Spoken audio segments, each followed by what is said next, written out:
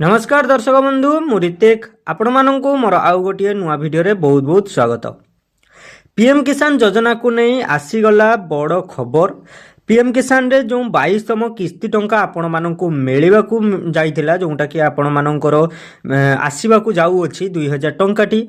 तो जदि आपण माने एही काम गुड़िक न करिवे तार लिस्ट आसी जाइछि। जदि आपण माने ए काम गुला न करिवे ताहले आपण मानू से 2000 टंका मिलिबो नाही। जोटा कि प्रति वर्ष दी करिके आपण मानू प्रति वर्ष 6000 टंका लेखा सरकार दउथुले पीएम किसान योजना तरफरु सेटा आपण मानू मिलिबो नाही।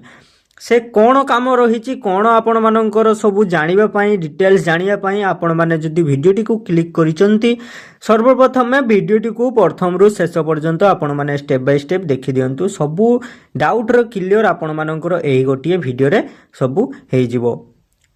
एवं जदि आपण माने आम चैनल को नुआ करी विजिट करूचंती ताहले सर्वप्रथम ए वीडियोटी को गुटे लाइक करि देई चैनल टी को सब्सक्राइब करी साइड रे जो बेल आइकन टी अछि ताको क्लिक करके ऑल रे सेट करी रखंतु।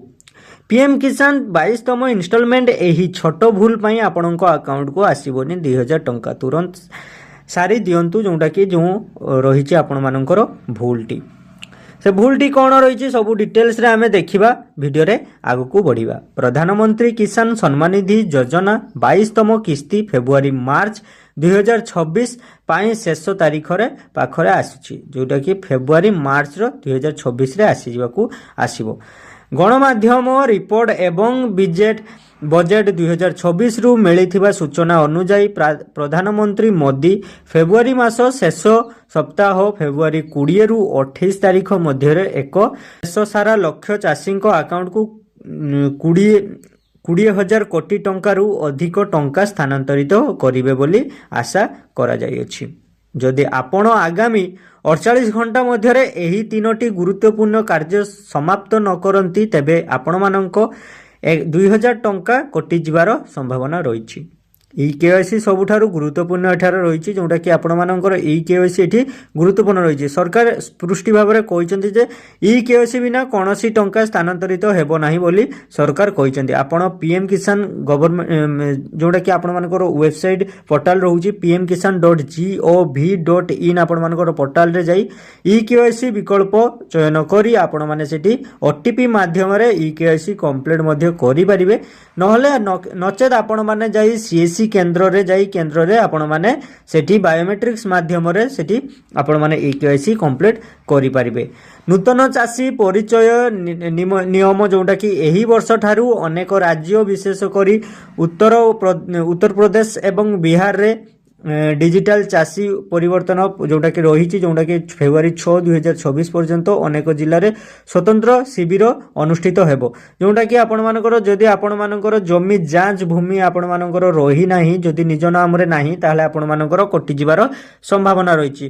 ता पई आपण मानकु भूल रेख रे आपण मानकर जो पट्टा रे सेठी डिटेल सबमिट करिया पई पड़िबो। आधार एवं बैंक अकाउंट लिंक करिबा दरकार। जदि ए पर्यंत आपण मानक बैंक अकाउंट रे आधार कार्ड रो लिंक नाही ताहले आपण माने डीबीटी माध्यम रे टंका पसिबो नाही। आपण माने बहुत हैरान ले पड़ी जिवे जोटा कि आधार सहित बैंक रो निहाती आपण को लिंक करिया पई पड़िबो केवाईसी करिया पई पड़िबो।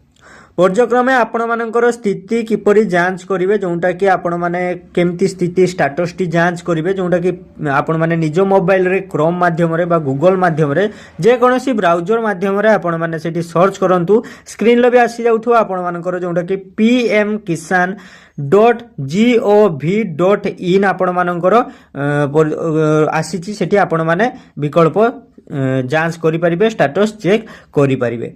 ई केवाईसी आपण मानकर हेइची कि हेइ नै पेंडिंग पड़ीची कि पड़ी नै सब डिटेल्स आपण माने सेही वेबसाइट रे जाई पाई जिवे पोर्टल रे जाई पाई जिवे। 22तम किस्ती आपण मानकर एही फेब्रुआरी मासरु मार्च मास भितरे आपण मानकु मिलिबाकू जाउ अछि। ए खुशी खबरटी आपण जो माने पाउचंती तांकू दियंतु एवं ए वीडियोटी तांकू शेयर मध्ये करंतु।